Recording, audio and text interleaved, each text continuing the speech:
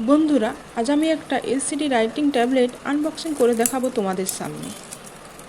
এই ট্যাবলেটটা দেখে তোমরা অবশ্যই কমেন্টে জানিও কেমন হয়েছে। এটি আজই আমি হাতে পেয়েছি এবং এটি কিভাবে ব্যবহার করতে হয় আমি এটা তোমাদের ভালোভাবে দেখিয়ে দেব। ট্যাবটি ওপেন করা হয়ে গেছে, এবার এটি কিভাবে ব্যবহার করতে হয় সেটি দেখিয়ে দেব।